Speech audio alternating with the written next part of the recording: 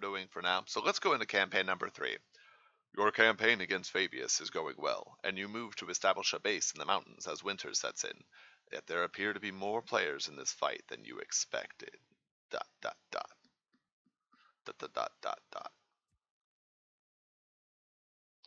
First thing we're going to do is pull archers back, and you'll see why in about 2 seconds. 1, 2, maybe 3 seconds, 4, 5 seconds, quite a few seconds. You'll see why in a couple of seconds that turns slowly into 10. Sweet.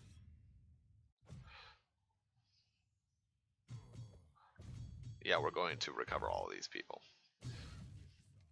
So, I'm going to move quite a few of the dudes over here and move the remainder of the people this way.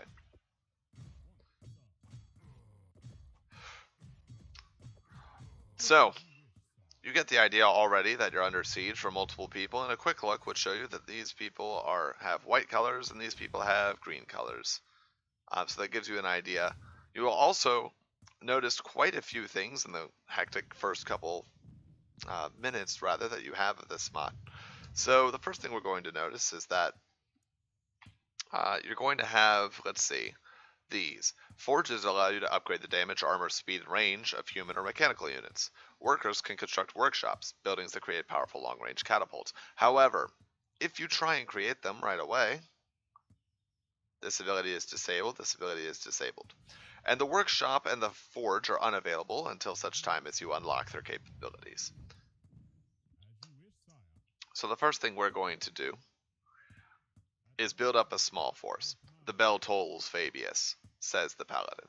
And we're going to help ourselves build up a force a little bit quicker than maybe we have normal right to.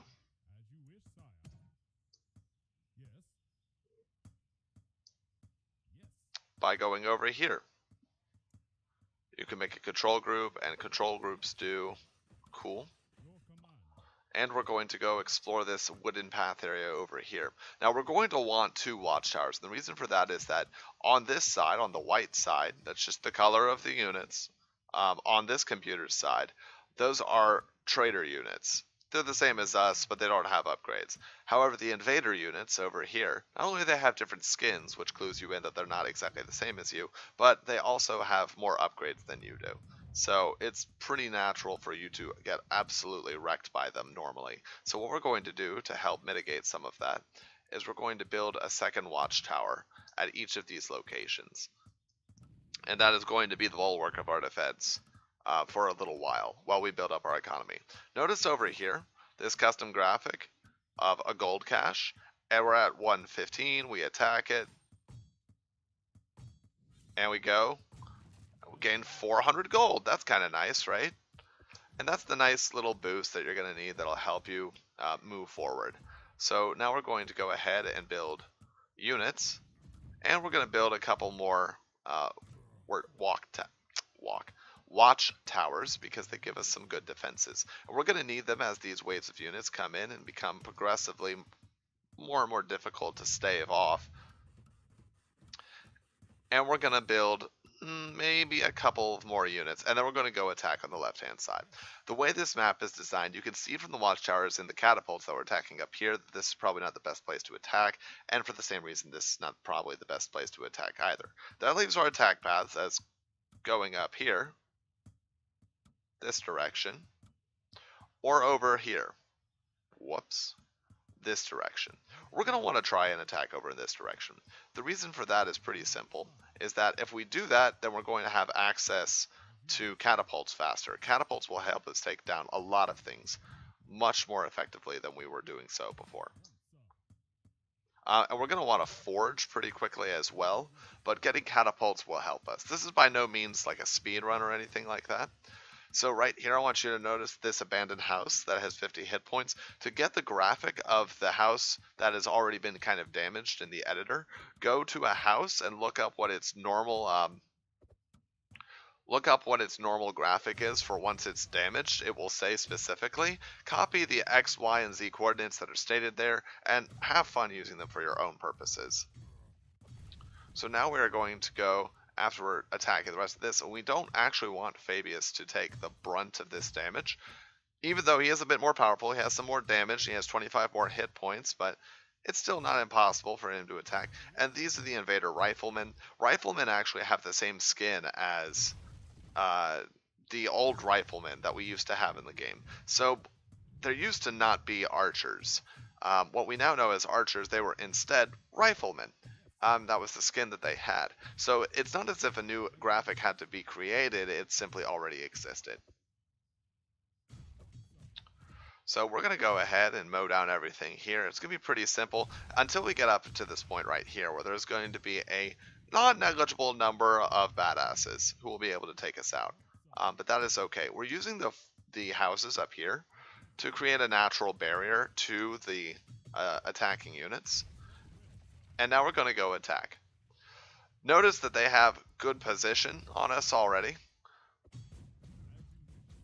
Just judging, in fact, by the way that they... Ooh, that rock hurts. Look at the way that they have this area over here that blocks the surface area, and it's very, very difficult to get around this catapult and do damage to it in that sense. And this is to stress once again that your opponents are intelligent. They might be getting overwhelmed, but they're not stupid. So we're going to go ahead and attack all of this. Destroying and researching this damaged workshop should give us enough information to build our own, burn it down.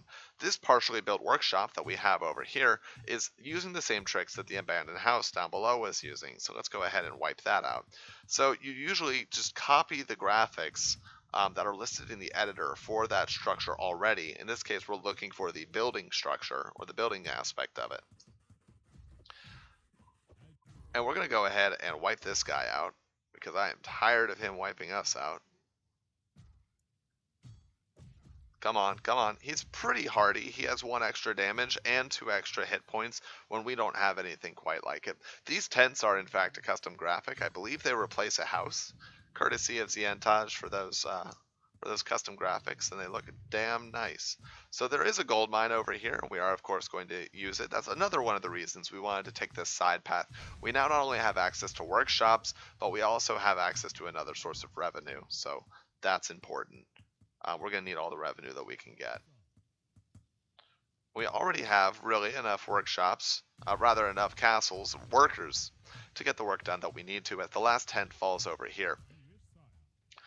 Now we're going to come back here with group all of our units together, and we're going to maybe create maybe a watchtower here, just for defense, just in case. Normally you wouldn't spend this much on watchtowers, but because of the path that the units are taking, it is a bit important that you deal with that, otherwise the problem will deal with you in turn. So we're going to build this here, and I believe we're going to take about 3 or so units from each and split them over this way. The reason you do that is that the economy of LittleWarGame works in such a way that having, let's say, a certain number of workers, let's say 10 workers on 1 gold mine is not as effective as 5 workers on 2 separate gold mines, which also totals up to 10 workers, which is again not as good as having those 10 workers split between 3 bases.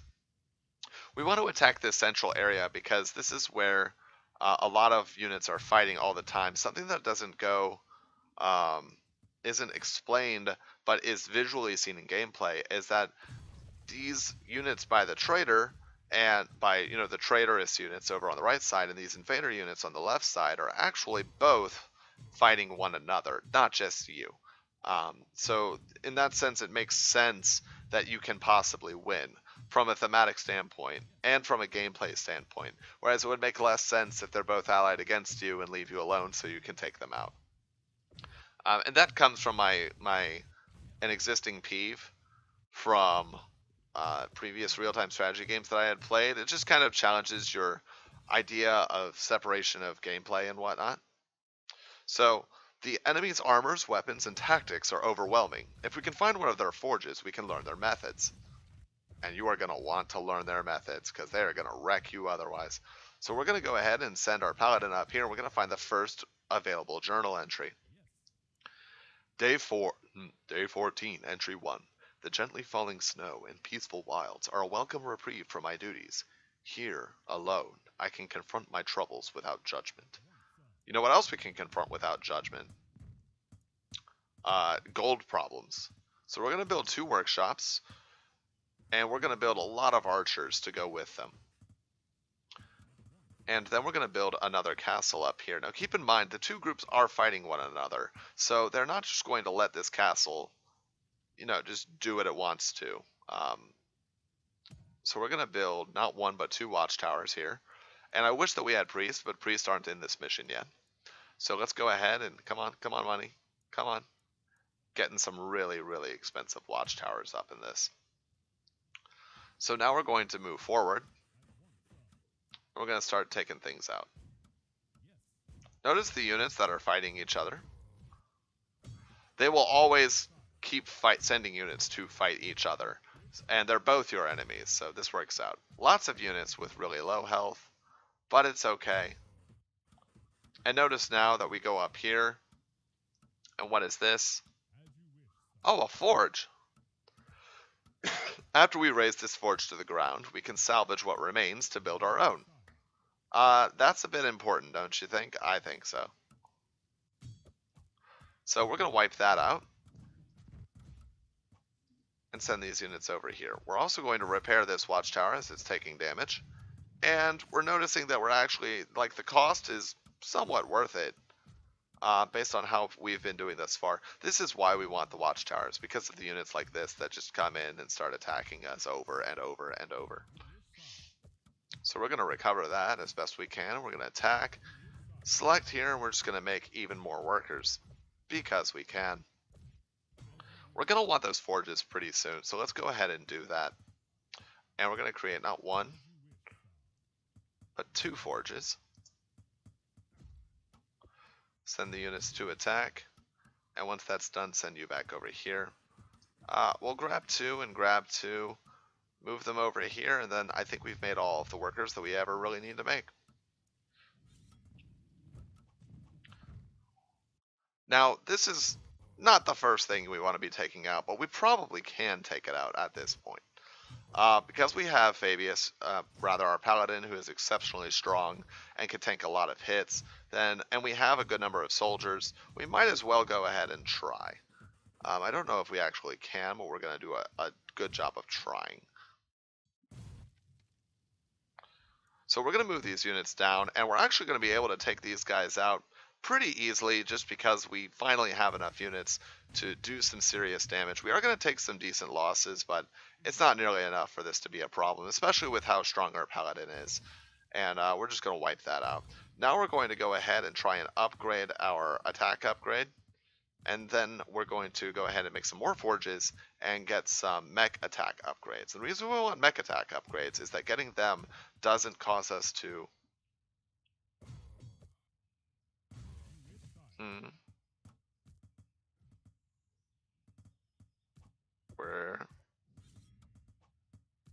Yeah. We're going to want some mech attack upgrades. It's just going to do us a lot of good overall. So let's go ahead and get some people killed.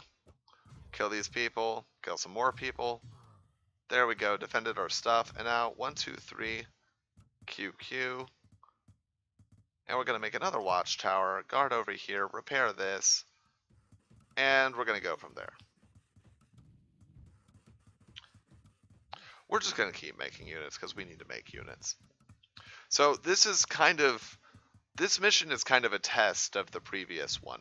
So that's the general theme that these missions will take, is that, all right, you can kind of pass whatever mission you're on, but if you didn't do it in a necessarily great way, then you're gonna experience the pain in the next mission. So in the first campaign mission, we learned how to grab units and attack. If you didn't really get on that whole how to actually grab units and attack thing, then you're just going to suffer a lot on the next mission, mission 2. In mission 2, we learned a bit about, micro, macro, making more stuff. If you haven't really committed yourself into learning how to make more stuff, you're going to start to feel the pain. And that's pretty much what's been going on. Now that we're getting attack upgrades, it's going to make killing these people much, much easier. And the reason we want Archer Catapult is that if we send the soldiers and they attack, there's a chance our catapult shots will hit them, which is not precisely what we want to do.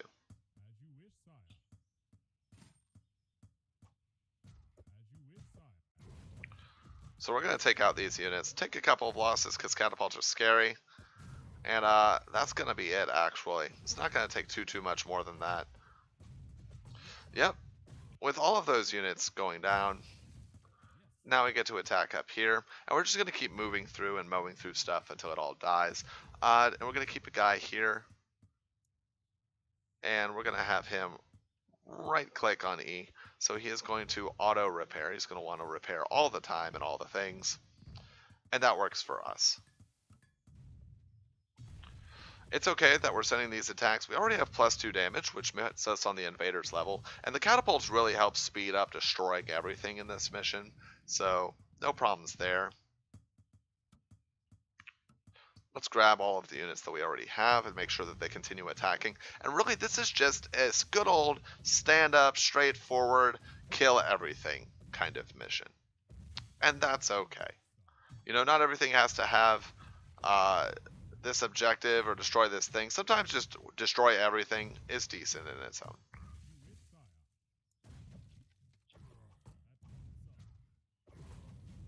Yeah, so we're going to get rid of this because it's too dangerous to be kept alive. And that's it. We're just going to keep making Archer Catapult because of the great range that all of these units have and the decent damage that they also output. The micro that I'm doing here isn't strictly necessary, but it makes me feel good, so that's why I'm doing it. But it isn't necessary in the slightest. You can, if you just make enough stuff, you can get away with not actually paying attention to the fights themselves. Provided you don't do what I just did and, you know, have your units attack themselves. That's a thing. We're going to make some more barracks. And the only reason we're doing that is because we have the money to do so. And I want to replace archers quickly when we lose them. But notice now, with all of the attack and defense upgrades up, we're doing work. We've quickly gotten to about +5 damage. Or we will be quickly at +5 damage for both of these sets of units pretty soon, and that is okay for us. Yep, and another reason we want to wipe this whole area out over here is that in doing so you open up this path. So we're going to use this archer, and this leads to our second available journal entry. So I really do like the idea of explore the entire map. We get over here, day 14, entry 2. Where our reports fill in of unrelenting conquerors from beyond the oceanic horizon, lordly eyes only see as far as squabbles over title, position, and land. Can they not see we are each a part of the main? If you look up a part of the main, each a part of the main, it's kind of shoehorned in, but it fits with the person who's writing it, then you actually can get some hints as to who the journal writer is, which I will not spoil for you, as we are not actually done with campaign mission number 4. Once that is done, then of course everything is out the bag, but it hasn't been done yet, so no reason to spoil. So we're going to move through to this next area, and you're going to see more abandoned houses, abandoned structures. We're going to wipe it all out. Whether these warriors are under Fabius the traitor or strangers to this land makes no difference. We must take this land from all of them by force. Yeah, so peace is not going in its way. Notice that the invader soldiers are constantly streaming units over in that direction. The reason that's important is that the invader soldiers will eventually win that fight. They get faster and better reinforcements than the people that they're up against, so it works to their favor. And that, I think, is kind of cool, the idea that you get to see in gameplay. If you take long enough, you will see actually that there are just no more units left over for the traders units, for Fabius's army and those people. They just won't have anyone left. I think you've done enough damage to that house, people. I think you've done enough damage to that house. That's one curious quirk, actually, about the AI, is if it can see a building through fog of war, it will keep attacking it, but it will never update itself to know that, we're kind of done with that unit, actually. It's been murdered already. So with this large number of catapults, like, we're just going to start destroying things very quickly, and there's not too much that anyone can do about it. But there is going to be a big dude coming up here that we are going to want to kill. And we are losing quite a few of our archers, so we're going to return back for the time being. And then we're going to get angry that these people keep killing all of our people. So with this large number of catapults, we could pretty much walk through whatever we feel like walking through in all seriousness. And that's what we're going to do. There's going to be a soldier up here who is actually a copy of what Fabius's strength used to be. And the importance of that is that obviously you get the mirror match up, and you're going to see just how strong he actually is. Like, you're a hero guy. But all those units are just going to die because there's one, like, we wanted to emphasize, myself in this mission is that, whoops. Yeah, we wanted to emphasize that the units you're facing off against are not actually as strong as your hero guy is, as your paladin, and be grateful for the paladin dude that you've got, essentially. So we're going to stick 2 people up here and have them look to repair everything that they can at all times.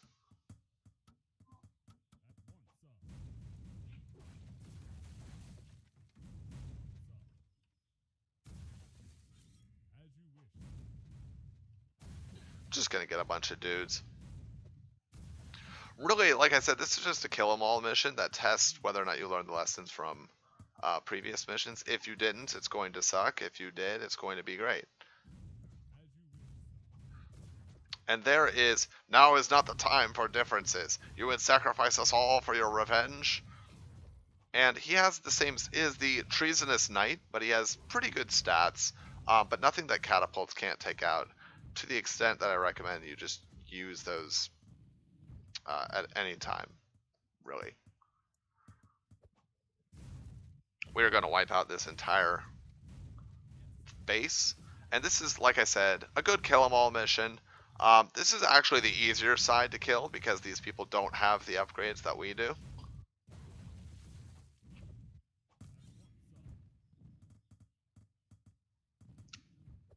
And keep moving, keep killing.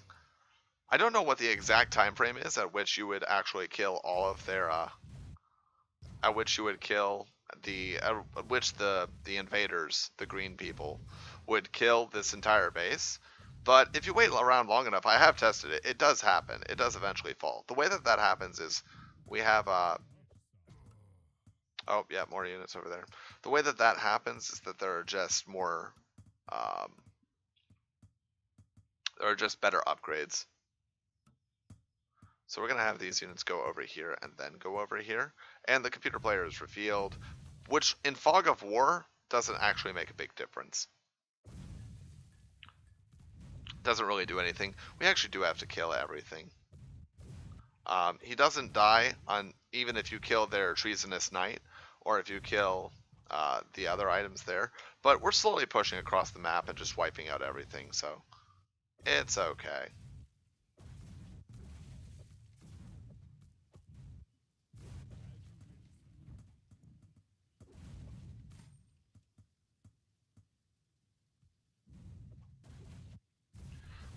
And with the massive upgrades that we have, it's just not going to be a problem anymore. All of these people, that house should go down. And there should be like 1 or 2 more things that he has, but that's about it. Oh yeah, they have a small little hut over here of people who are nearly dead. And because you're like basically just obsessed with destroying this guy, you are going to kill all of them. But what if they have found... No, you actually don't care. That's the worst part. You'll see what I mean. Like, I like the fact that there are repeatedly player punches put in by Xi-entaj that were not... I did not originally come up with them, but he definitely uses them. Like, it's so good. There's not too much more gold available on the map. Oh yeah, except for the people up here that we've already destroyed. So... you can go do that. Now, if you notice, there are tents and whatnot. These are all injured soldiers who can't move and can't do anything. Do you think you care? Nope. It's implied that, and there's graveyards, of course. This is implied to be a camp at which they're losing the fight and they need to, you know, keep all of their people alive and they're injured and they can't fight and do anything. And you know what? You just don't care. Revenge is that important. Now we go over to the west side. You really, really, really want to attack this way. The reason is that if you don't attack the way that I'm doing now, then you will discover the unfortunate reality of having to come in through this. There are catapults up here. There are watchtowers that you can't really see that will strike you. There are other ranged units. You really, really, really don't want to attack from that angle. As you can see, like, you could take some decent damage anyways, even with good upgrades and good everything else. So you definitely want to be careful with how you do this. And that's why I think you have to take this side out first. They don't have upgrades and these units do. These are the barracks that will constantly send units streaming up over to this side. And that's why you have to...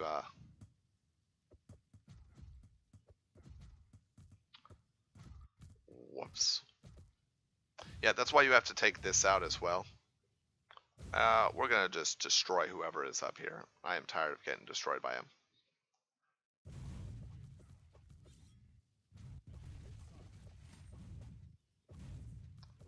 Yep, and there's no one left. And we're running out of money, of all things, so... yeah.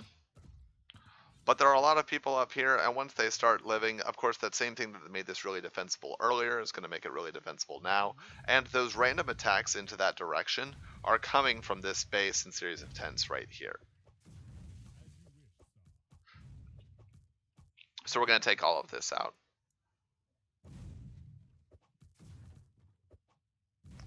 Now you are going to want to go up here eventually, because this is the third... this here is the third journal entry. So let's go up.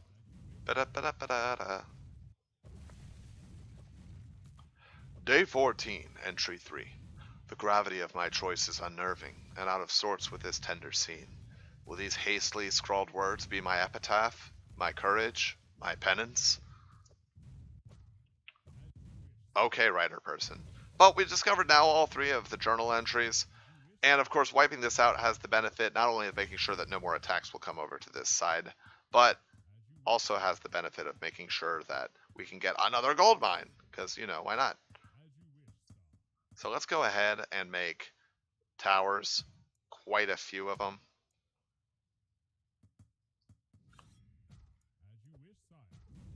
Yeah, and with all of that destroyed, and all of this armored up and defended, we've got a whole slew of new archers, and now we can make a decent showing of attacking this. With max upgrades and max literally everything else, we can try.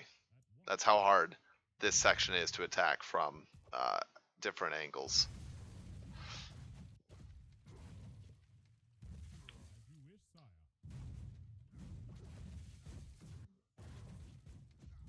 Just gonna kill absolutely everything that's over here. And make some more units, send these units up here to start mining some of this gold. And yeah, we don't want them going up through that way. That would be bad. That's one thing about this, is that it tests your micro a little bit more than you would expect. And I kind of like it.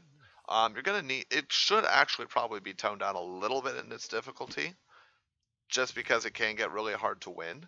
But as it stands right now, this is the second to last fight in the game. So you cannot stop what is inevitable. Well, no, but we can kill you.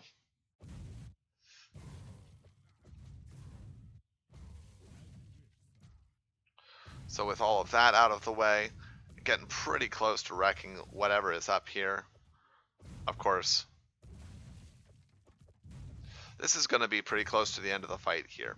I think there's a good number of gold mines. There's certainly enough gold that you can survive as long as you're moving up at even a reasonable clip. But might need to make it a little bit easier. That being said, this is supposed to be a bit challenging. And if you can beat this, like, be proud of yourself. It's not easy. But really, there's not too much going on editor-wise here. I think the big secret is make catapults. If you're going through with a bunch of soldiers, soldiers would work because there are a lot of catapults on the opponent team. And if you have your own soldiers against their catapults, it can mess with their range a great deal. But you need to get the forge, you need to get upgrades. If you don't get upgrades, I'm not saying it's impossible, but you're putting yourself in for a world of hurt unnecessarily too. Let's see the units up here, and you can see that they have catapults, which is frustrating, of course. You wipe out these catapults. This is why attacking from the front is going to be extremely difficult. If you attack from the front side, probably not going to wipe out all of these. It's just going to be really difficult. So now we're playing my favorite game, hunt for the last thing that we haven't killed yet. It's over here. Once this dies, then the enemy goes down. We've defeated the invaders and everybody else. And yeah, I'm pretty happy with that overall. We might have to add a gold mine like right here, just in case, to give you another place to attack. But really, really cool. I like this map quite a bit. It is difficult, and that's okay with me. I like the airships as well. Thematically, the invaders actually come from somewhere, so it makes sense that they have airships. The original plan was to have them attack with the airships, but I think it just works thematically. All of these are going to go down, and once this tent goes down, that is it. And boom, we've defeated campaign mission number 3, which might need to get tweaked a little bit to get it easier. Campaign missions 1 and 2 were a little bit harder and had some soldiers removed from, like, some units removed from fights, or some of their abilities were toned down a little bit. So we may actually have to make it a little bit easier and start the base units with +1/+1, or just bonus damage, not bonus armor. Something like that to make campaign mission number 3 easier. Not a whole lot going on with the editor, just really using the same kind of wolf pathing system that was used in mission number 2 to have those units fight each other. That way they're not always fighting you. That's it for now. Campaign mission number 4 has a placeholder map, and Xi-entaj is working on cleaning it up and making it nicer. And we're going to need more people to test that too. But that's the tutorials and campaigns for now. Hope you enjoy them. If you don't know where they are, you can go over here to tutorials,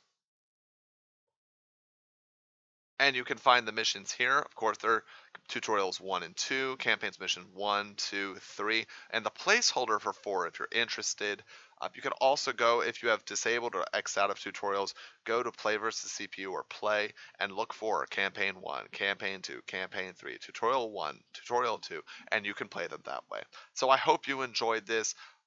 Go use some of the knowledge that you've learned from here for the editor. Try and destroy the editor.